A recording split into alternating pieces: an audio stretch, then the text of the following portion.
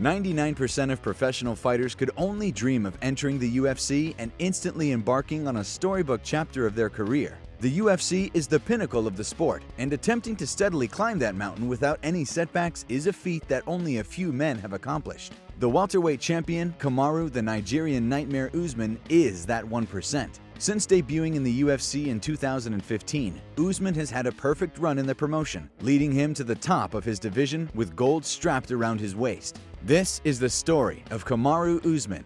Born in 1987 in Auchi, Nigeria, Kamaru was one of 3 brothers. Whilst his mother was a teacher, his father would start a career in the Nigerian army before becoming a pharmacist. This change of career would allow him to eventually move his family out of the poor conditions in Nigeria as they started a new life in Dallas, Texas. While his brother Muhammad would also pursue a career in mixed martial arts, their other brother would become a doctor of pharmacy. Attending Bowie High School in Arlington, Kamaru gravitated towards wrestling, where his coach gave him the nickname Marty. Leaving his high school wrestling career behind with a record of 53-3 and placing 3rd in the Texas State Championships, Usman continued his wrestling at college, attending the William Penn University in Iowa for a year. After some frustrations during that first year, he eventually transferred over to the University of Nebraska. This is where his wrestling ability would shine through, placing in the top 3 in the nation for all 3 years that he attended. A 2-time national finalist, Usman would become the NCAA Division II national champion in 2010, finishing the season with 44 wins and just 1 loss. During these crucial years in his life, Kamaru's father was arrested in 2009 for several accounts of healthcare fraud.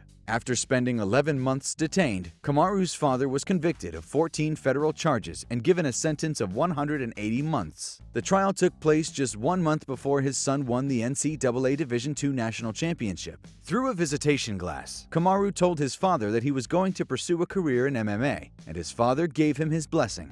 Usman would debut in 2012 and end up tasting defeat in his second pro fight, getting submitted in the opening round. From here, he would win 4 in a row to book himself a shot on The Ultimate Fighter's 21st season. The theme of the show was 2 rival gyms going head-to-head, with American Top Team facing off against the Black Zillions. Usman was no stranger to the tough gym, serving as the wrestling coach for Jason Miller's team in Season 14. After submitting Hayder Hassan in the finale, Usman was crowned the winner of the series and was awarded a UFC contract. From here, he would officially start his UFC run that would lead him all the way up to present day. His UFC run started in December of 2015 with a win over Leon Edwards, who would go on to become a top welterweight in his own right. With 4 unanimous decision wins in a row, Usman beat Leon Edwards, Alexander Yakovlev, Warley Alves, and Sean Strickland by the middle of 2017.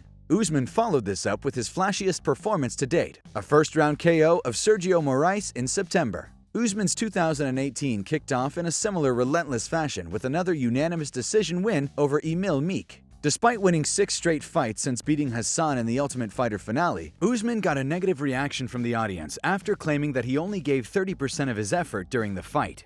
I fought this fight sitting at about 30%.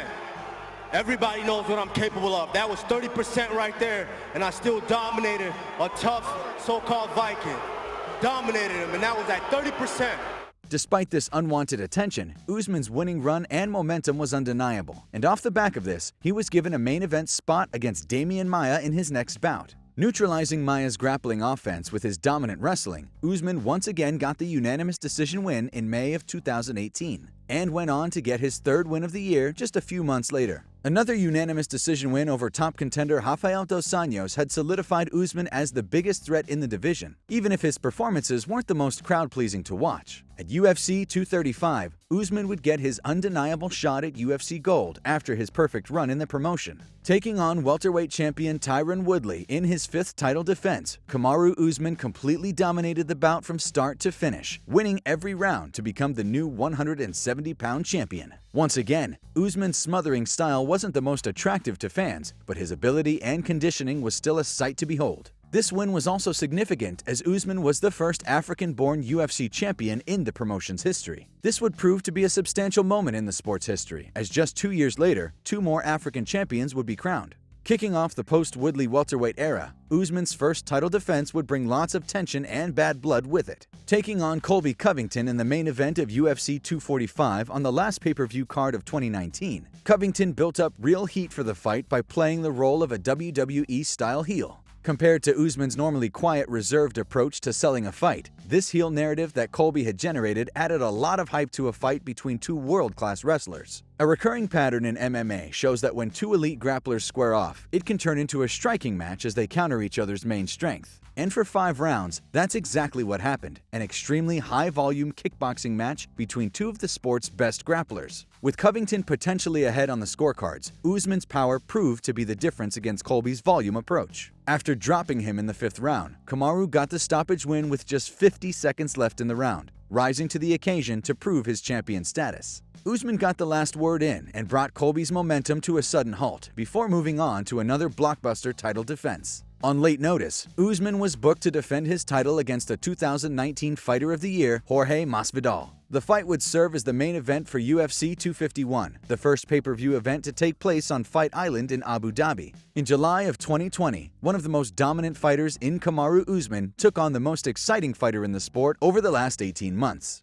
Once again, Usman's conditioning, strength, and grappling prowess won him a comfortable unanimous decision, neutralizing the superior striking of Gamebred. Taking the rest of the year off, Usman would return in February in another title defense with a big narrative around the fight. Taking on his former main training partner and close friend Gilbert Burns, Usman was forced to leave his original camp to train with Trevor Whitman. Putting their previous friendship to the side, both men went in there with one thing on their mind: walking out as the best welterweight in the world. Against another elite grappler in Burns, the fight played out as another striking contest, with Usman's jab and power paying dividends after weathering an early storm. Stopping his former partner at the start of the 3rd round, Usman had proved his superiority in 3 consecutive title defenses against 3 elite opponents. With unfinished business left with Jorge Masvidal, Usman asked for a rematch after Masvidal had said that their fight would be different if he had a full camp to prepare. The champion was now the one throwing down the gauntlet, and Gamebred accepted. Scheduled for UFC 261 on April 24th, Usman vs. Masvidal 2 will headline the first UFC event to have fans back in attendance when the Octagon comes to Jacksonville, Florida.